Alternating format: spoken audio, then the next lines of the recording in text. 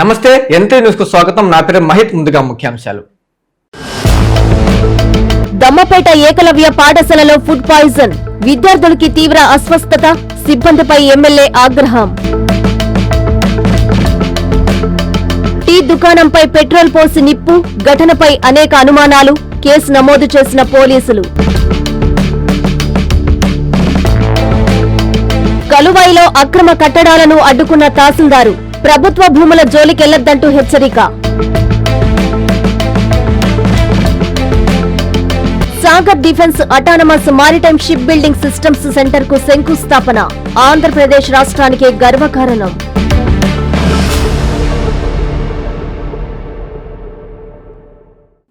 మీ బిడ్డలైతే ఇలానే చేస్తారా అంటూ దమ్మపేట ఏకలవ్య పాఠశాల సిబ్బందిపై తహసీల్దార్ రామ్ నరేష్ ఆగ్రహం వ్యక్తం చేశారు. ఫుడ్ పాయిజన్ కి గురైన విద్యార్థులను చూసి ఆయన చలించిపోయారు. ఘటనపై పూర్తి స్థాయిలో విచారణ జరిపించాలని అధికారులను ఎమ్మెల్యే ఆదేశించారు. వ్యవసాయ శాఖ మంత్రి అశ్వరావుపేట స్థానిక శాసనసభ్యులు స్వగ్రామంలో విద్యార్థులు విలవిలలాడుతూ ఇబ్బంది పడుతున్న సన్నివేశాలు ఆలస్యంగా వెలుగులోకి వచ్చాయి. భద్రాద్రి కొత్తగూడెం జిల్లా దమ్మపేట మండలంలోని గండుగులపల్లి గ్రామంలోని ఏకలవ్య పాఠశాలలో ఫుడ్ పాయిజన్ తో 2 రోజుల నుంచి ఇబ్బంది పడుతున్న విద్యార్థులను పాఠశాల సిబ్బంది కప్పిపుచ్చే ప్రయత్నం చేశారు. పరిస్థితిని తెలుసుకున్న దమ్మపేట తహసీల్దార్ రామ్ నరేష్ ఏకలవ్య పాఠశాలకు చేరుకుని పాఠశాల సిబ్బందిపై ఆగ్రహం వ్యక్తం చేశారు. సుమారు 30 మందికి పైగా విద్యార్థులు అవస్థకు గురవటంతో వారిని చూసిన తహసీల్దార్ చలించిపోయారు. పట్వారిగూడెం ప్రధాన వైద్యుడు దివాకర్ హుటాహుటిన పాఠశాలకు చేరుకుని ప్రథమ చికిత్స అందించడంతో విద్యార్థులు కొంతమేరకు మెరుగుపడ్డారు. సమాచారం అందుకున్న ఎమ్మెల్యే జారీ ఆదినారాయణ ఏకలవ్య ఆదర్శ పాఠశాలకు చేరుకుని సిబ్బందిపై ఫైర్ అయ్యారు. పాఠశాలలో వైద్య సిబ్బంది అందుబాటులో లేకపోవడం తీవ్ర పరిణామంగా మారితే విద్యార్థుల యోగక్షేమాలు చూడకపోవడం పలు అనుమానాలకు దారితీస్తుంది. తహసీల్దార్, ఎమ్మెల్యే, స్థానికులు ప్రశ్నిస్తున్న ప్రశ్నలకు పాఠశాల యాజమాన్యం సమాధానం చెప్పలేకపోవడం వింతగా ఉంది. తీవ్ర ఇబ్బంది పడుతున్న కొందరు విద్యార్థులని అంబులెన్స్ ద్వారా సత్తుపల్లి వైద్యశాలకు తరలించారు. ఫుడ్ పాయిజన్ కావడానికి కారణాలు మాత్రం వెలుగులోకి రాలేదు. మీరు ఏమన్నారు నాతో లోపలికి వచ్చేటప్పుడు 13 మెంబర్స్ అన్నారు. డాక్టర్ గారు ఏమంటున్నారు 30 మంది ఉన్నారు సార్ దగ్గర అంటున్నారు. ఎక్కడ ఉన్నారు వాళ్ళంత పిల్లలు?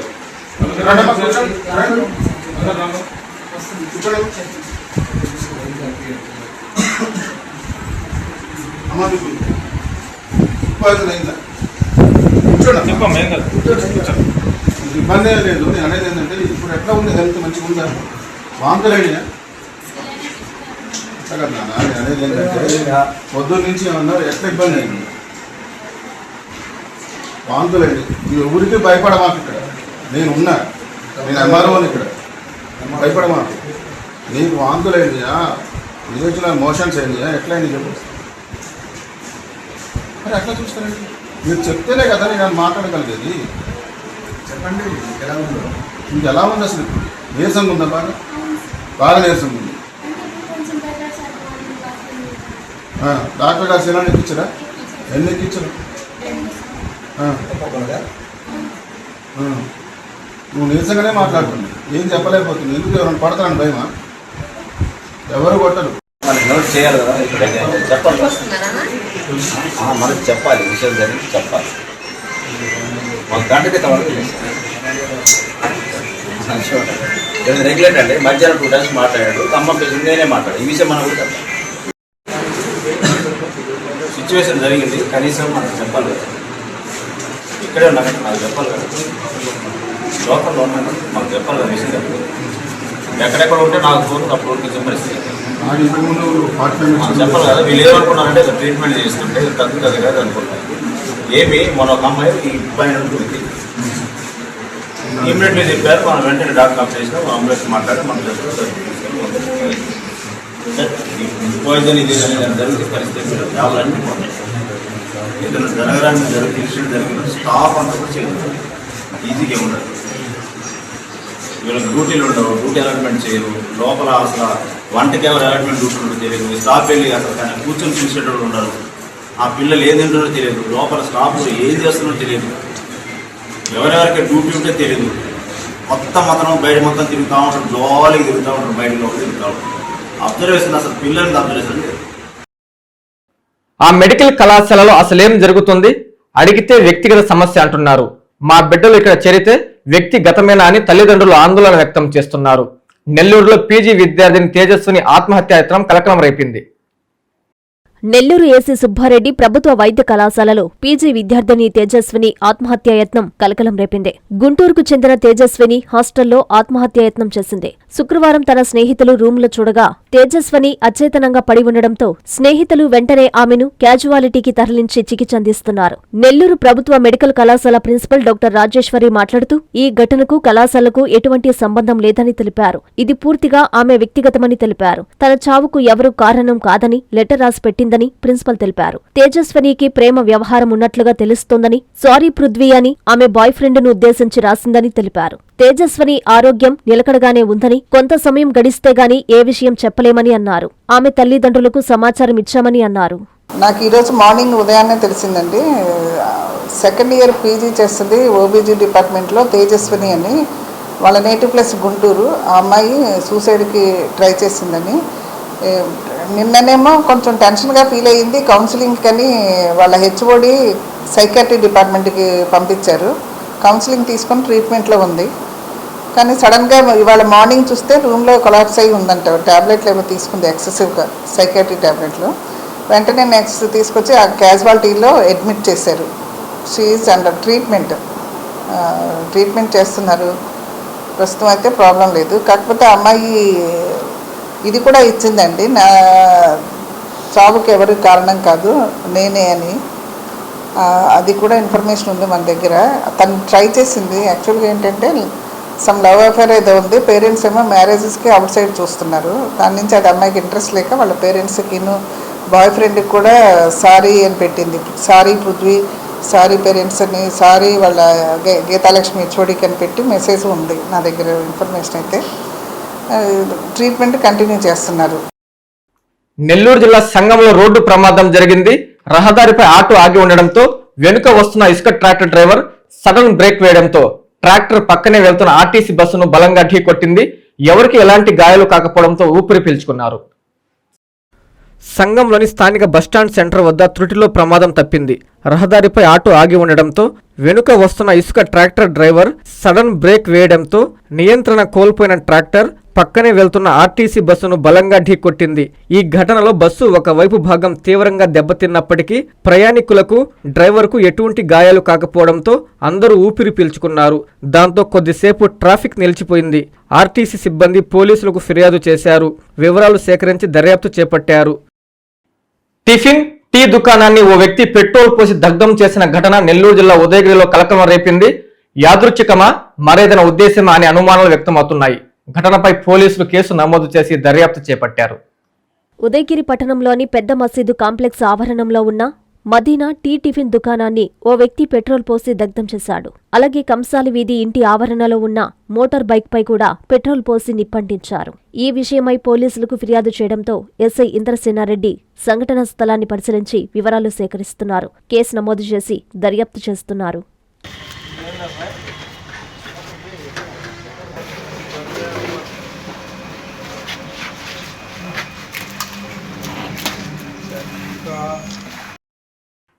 నెల్లూరు జిల్లా కలవై మండలం నాయి బ్రాహ్మణ కాలనీలో అక్రమ కట్టడాలను తహసీల్దార్ కృష్ణారెడ్డి తన సిబ్బందితో కలిసి అడ్డుకున్నారు. ఇకపై ఈ ప్రాంతాల్లో ఆక్రమణలు జరగకుండా కట్టుదిట్టమైన చర్యలు తీసుకుంటామని, అవసరమైతే కేసులు నమోదు చేస్తామని ఆయన హెచ్చరించారు.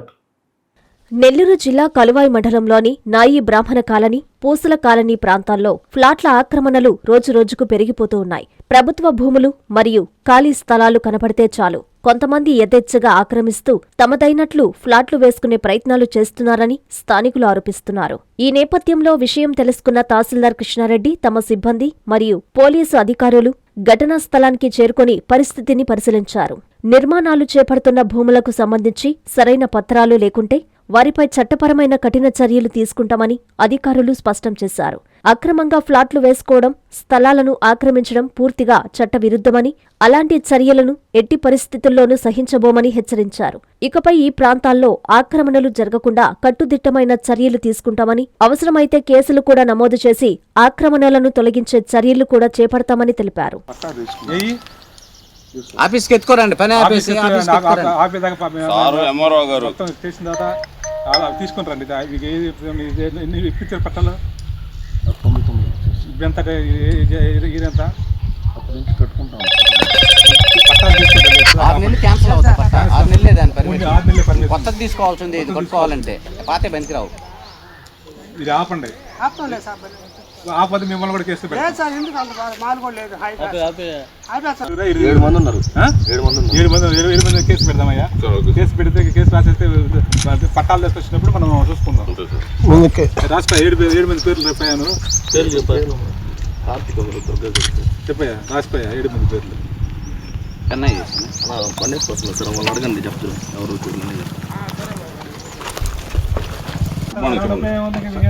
ఏం చేసుకుంటారు? ఇల్లు ఏం చేసుకుంటారు? సార్ విషయం ఏంటంటే కరెంట్ ల్యాండ్ కేసు కడతాం. పైగా కేసు కోర్టు తిరగాలి.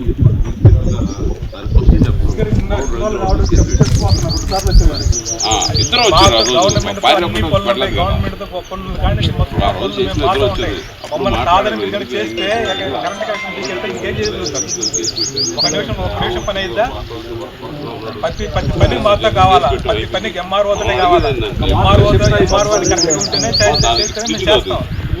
మీకోసం సేవ చేయడం కోసం మేము ఉన్నాం.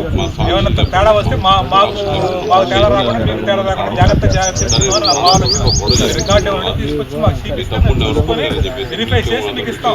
అప్పుడు మేము మీకు ల్యాండ్ కరెంట్ కనెక్షన్ కానీ ఏమైనా కనెక్షన్ కానీ మాకు పర్మిషన్ లేకుండా మీరు చేస్తే ఇబ్బంది పడతారు.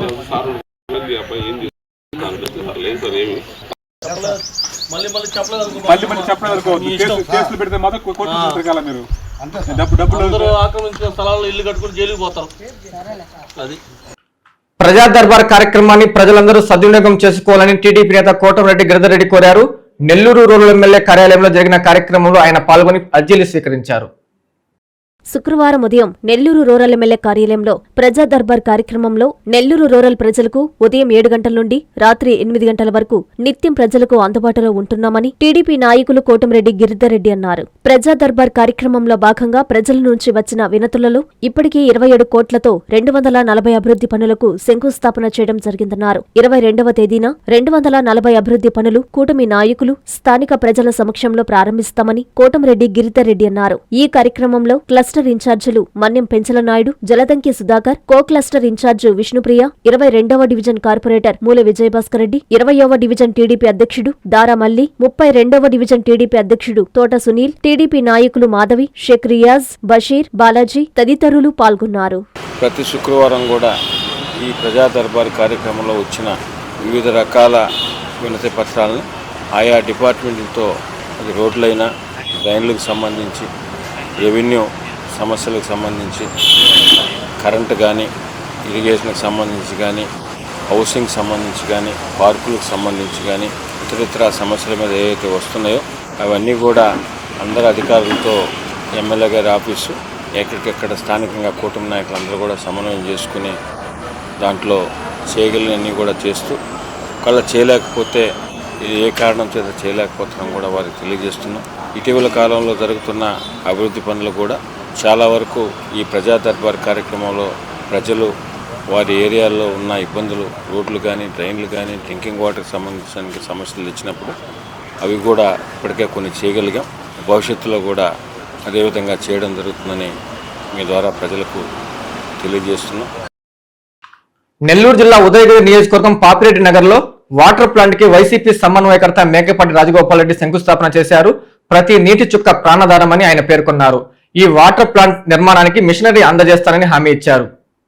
పట్టణంలోని నడిమూరు నందుగుల పాపిరెడ్డి నగర్లో మద్దూరు పాపిరెడ్డి చారిటబుల్ ట్రస్ట్ ద్వారా స్థలాన్ని మంజూరు చేసిన స్థలంలో శుక్రవారం వాటర్ ప్లాంట్ నిర్మాణం కోసం ఈరోజు శంకుస్థాపన చేశారు. ఈ కార్యక్రమానికి ముఖ్య అతిథిగా వైఎస్ఆర్సీపీ ఉదయగిరి సమన్వయకర్త మేకపాటి రాజగోపాల్ రెడ్డి విచ్చేశారు. ముందుగా నాయకులు స్వాగతం పలికి గజమాలతో సత్కరించారు. అనంతరం కొబ్బరికాయ కొట్టి భూమి పూజ చేశారు. ఈ సందర్భంగా మేకపాటి రాజగోపాల్ రెడ్డి మాట్లాడుతూ ప్రతి నీటి చుక్క ప్రాణదారమని, ప్రతి నీటి చుక్క విలువైనదని పేర్కొన్నారు. ఈ వాటర్ ప్లాంట్ నిర్మాణానికి మిషనరీ అందజేస్తానని తెలిపారు. నియోజకవర్గంలో ఎక్కడైనా అవసరమైన చోట వాటర్ ప్లాంట్ నిర్మాణం సొంత నిధులతో ఏర్పాటు చేస్తామని తెలిపారు. ఈ కార్యక్రమంలో జెడ్పీటీసీ బాలకృష్ణారెడ్డి, కన్వీనర్ శ్రీనివాసులరెడ్డి, ఉపాధ్యక్షులు కొండారెడ్డి, చిన్నకృష్ణారెడ్డి, రమేష్, నరసింహారెడ్డి, నాయకులు, కార్యకర్తలు తదితరులు పాల్గొన్నారు. అందరికీ నమస్కారాలు. ఈరోజు ఈ వాటర్ ట్రీట్మెంట్ ప్లాంటు అనేది ఎలక్షన్లో నేను తిరగటం మొదలుపెట్టినప్పటి నుంచి అడుగుతూ వచ్చారు. అయితే ఒక రకంగా నేనే లేట్ చేశాను. ఖచ్చితంగా ఎటువంటి పరిస్థితుల్లో నేను చేస్తానయ్యా అని చెప్పడం జరిగింది. అదేవిధంగా చెప్తూనే లేట్ అయింది కూడా. వాటర్ ట్రీట్మెంట్ ప్లాంటు ఒకటే కాదు, కాన్స్టెన్సీలో ఎక్కడ కావాలన్నా పెట్టించాలా అనే ఉద్దేశం నేను ఏర్పరచుకున్నాను. ఖచ్చితంగా ఎక్కడెక్కడ ప్లాంట్ కావాలనో అక్కడ ఖచ్చితంగా పెట్టిస్తానని మీకు అందరికీ తెలియజేస్తున్నాను. ప్రజా దర్బార్తో ప్రజల సమస్యలు పరిష్కారం అవుతాయని టీడీపీ ఇన్ఛార్జ్ కడప కుడా చైర్మన్ ముక్కా రూపానందరెడ్డి అన్నారు. తిరుపతి జిల్లా రైల్వే కోడూరు టీడీపీ కార్యాలయంలో జరిగిన ప్రజా దర్బార్లో ఆయన పాల్గొని ప్రజల నుండి వినతులు సేకరించారు. తిరుపతి జిల్లా రైల్వే కోడూరు మండలం రాఘవరాజుపురం తెలుగుదేశం పార్టీ కార్యాలయంలో శుక్రవారం టీడీపీ ఇన్ఛార్జి కడప కుడా చైర్మన్ ముక్కా రూపానందరెడ్డి ఆధ్వర్యంలో ప్రజా దర్బార్ కార్యక్రమం నిర్వహించారు. ఈ కార్యక్రమంలో ప్రజలు తమ సమస్యల గురించి వినతి పత్రాలు సమర్పించారు. వాటిపై ముక్కా రూపానందరెడ్డి స్పందిస్తూ ఆ సమస్యలకు పరిష్కారం దిశగా సంబంధిత శాఖ అధికారులతో మాట్లాడారు. కూటమి ప్రభుత్వం అధికారంలోకి వచ్చినప్పటి నుండి ప్రజల సమస్యలు పరిష్కారం కోసం ప్రజా దర్బార్ కార్యక్రమం నిర్వహిస్తున్నట్లు రూపానందరెడ్డి తెలిపారు. ఎలాంటి సమస్యలు ఉన్నా ప్రజలు తమ దృష్టికి తీసుకొస్తే పరిష్కరిస్తామని హామీ ఇచ్చారు. ఈ కార్యక్రమంలో కూటమి నాయకులు, స్థానిక ప్రజలు తదితరులు పాల్గొన్నారు. సూళ్లూరుపేట మున్సిపల్ కార్యాలయంలో జరిగిన ఆఖరి కౌన్సిల్ సమావేశానికి ఎమ్మెల్యే విజయశ్రీ పాల్గొన్నారు. సమావేశానికి కొందరు ప్రజా ప్రతినిధులు హాజరు కాకపోవడంతో చర్చనీయాంశంగా మారింది. సూళ్లూరుపేట పట్టణంలోని మున్సిపల్ కార్యాలయం నందు ఆఖరి కౌన్సిల్ సమావేశం నిర్వహించారు. Municipal chairman Srimanth Reddy, commissioner Chinnaiah ఆధ్వర్యంలో ఈ కార్యక్రమం చేపట్టారు. దీనికి ముఖ్య అతిథిగా సూళ్లూరుపేట ఎమ్మెల్యే విజయశ్రీ పాల్గొన్నారు. ఆమెకు చైర్మన్ మరియు వైస్ చైర్మన్లు స్వాగతం పలికి శాలువాతో సత్కరించి బొకే అందజేశారు. అయితే ఇదే ఆఖరి సమావేశం కావడంతో కొందరు ప్రజాప్రతినిధులు హాజరు కాకపోవడం చర్చనీయాంశంగా మారింది. ఖాళీ కుర్చీలు, నేమ్ బోర్డులు మాత్రమే దర్శనం ఇస్తున్నాయి. ఇక మన బాధ్యత తీరిపోయింది అనుకున్నారో, మన సమస్యలు చెప్పినా ఇక్కడ పరిష్కారం అవ్వవనుకున్నారో కానీ మొత్తానికి కొంతమంది ప్రజాప్రతినిధులతో సమావేశ కార్యక్రమం ముగించారు. ఈ కార్యక్రమంలో హాజరైన కౌన్సిలర్లకు మరియు కోఆప్షన్ సభ్యులకు ఎమ్మెల్యే శాలువాతో సత్కరించి షీల్డులు అందజేశారు. ఈ కార్యక్రమంలో కౌన్సిలర్లు, కోఆప్షన్ సభ్యులు, అధికారులు పాల్గొన్నారు.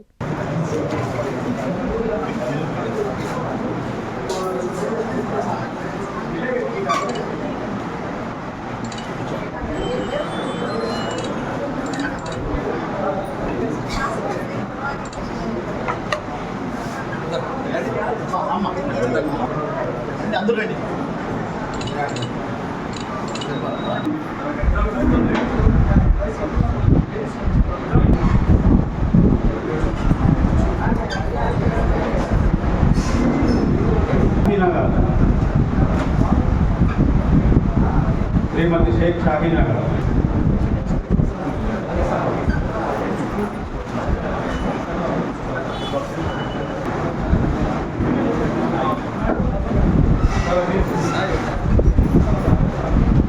గౌరవ వైస్ చైర్మన్ గారు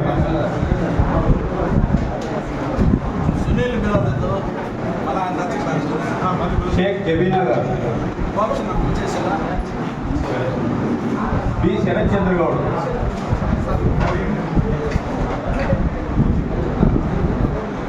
కోటి మునీంద్ర బాబు గారు,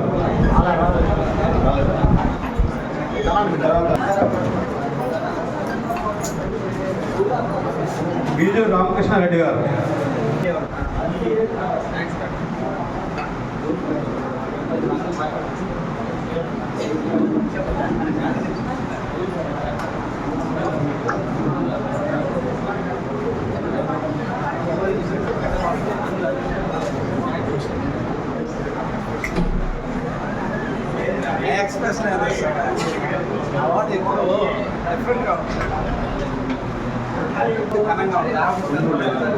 కొండూరు జనార్దన్ గారు,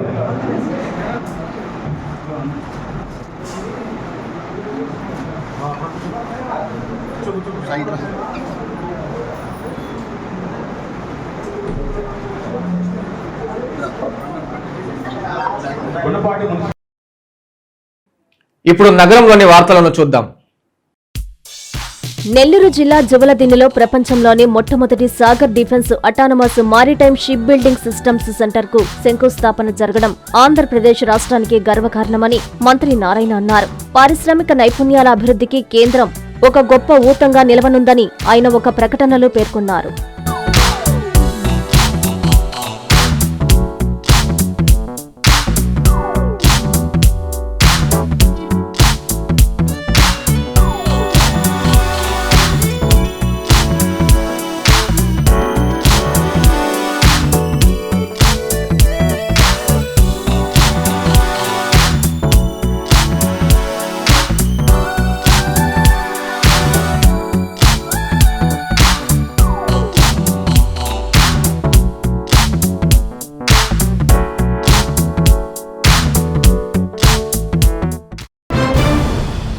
అందరికీ నమస్కారం అండి. నేను జాయింట్ కలెక్టర్ మాట్లాడుతున్నా. మీరు చెప్పినట్టుగా ప్రజల్లో అయితే కొంత ఆందోళన అయితే ఉన్నట్టుగా మా దృష్టి కూడా వచ్చింది. కానీ వాస్తవ పరిస్థితి అయితే దానికి విరుద్ధంగా ఉంది. ఎందుకంటే ఈ రోజు మనం గ్యాస్ డిస్ట్రిబ్యూటర్స్ తో అందరితో కూడా జిల్లాలో ఎంతమంది అయితే మనం 56 దాకా ఉన్నారు వాళ్ళతో అందరితో కూడా సమావేశం ఏర్పాటు చేసి మాట్లాడాము. మనకి ఇప్పటి వరకు అయితే ఎస్టర్డే వరకు 17,000 వరకు వాళ్ళకి సిలిండర్స్ అవైలబుల్ ఉన్న స్టాక్ ఉంది.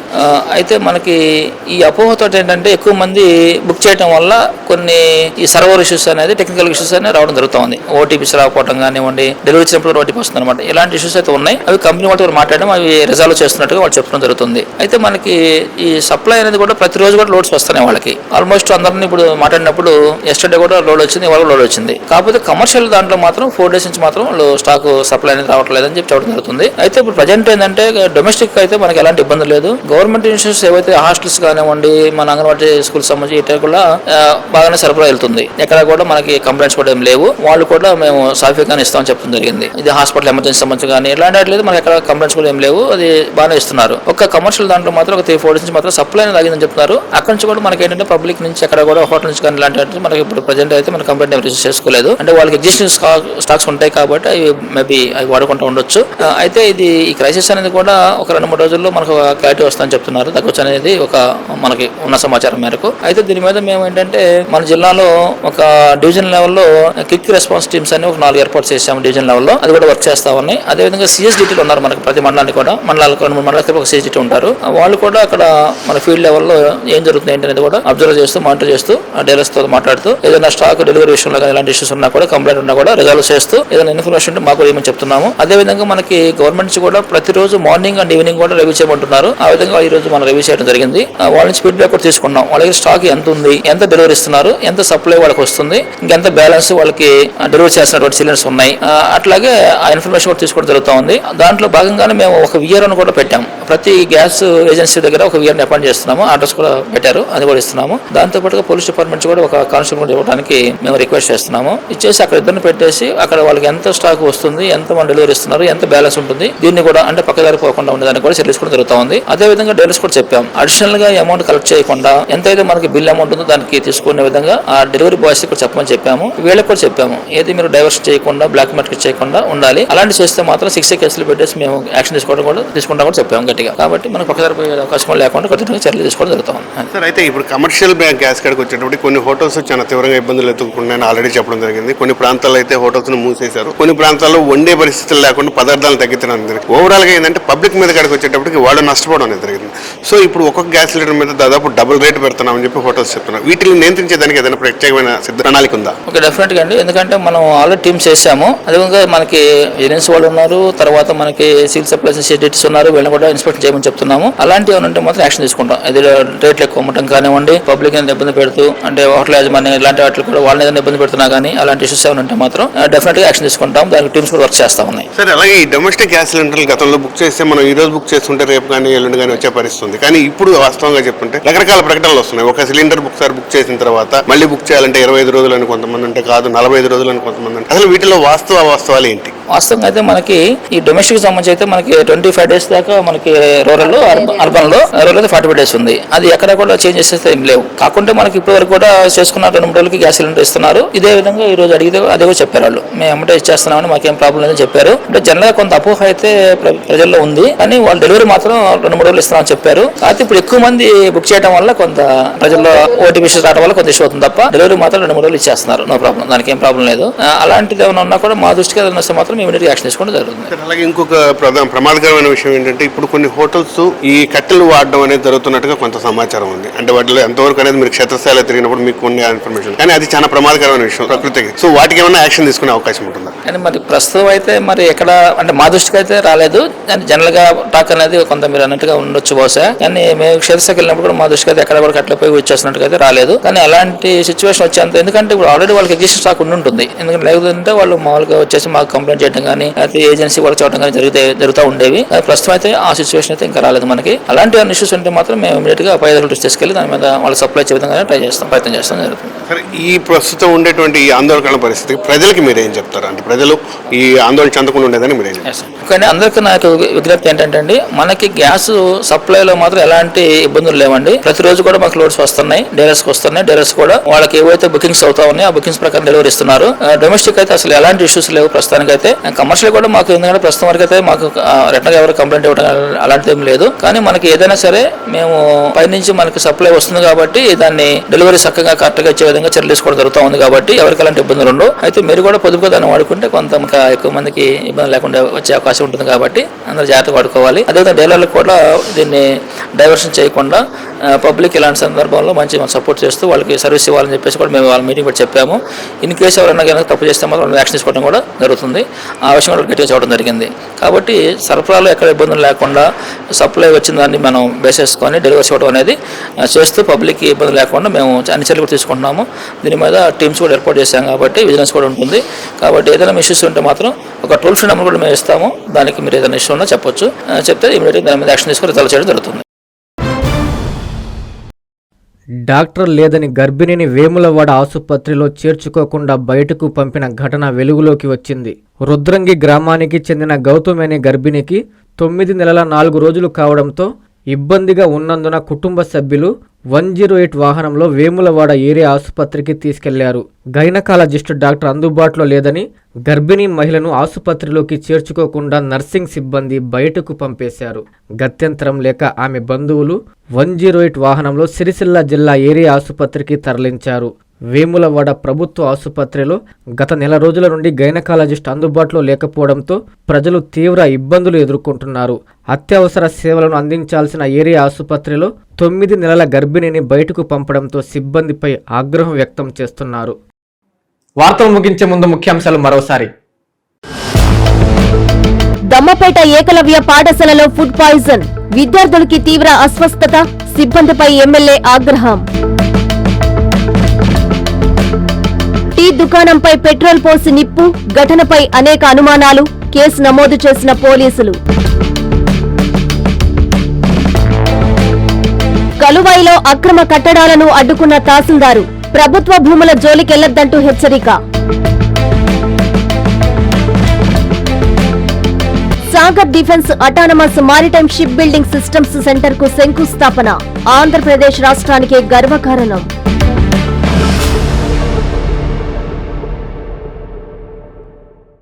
ఇవి బులెటిన్ల వార్తలు. చూస్తుండండి N3 టీవీ.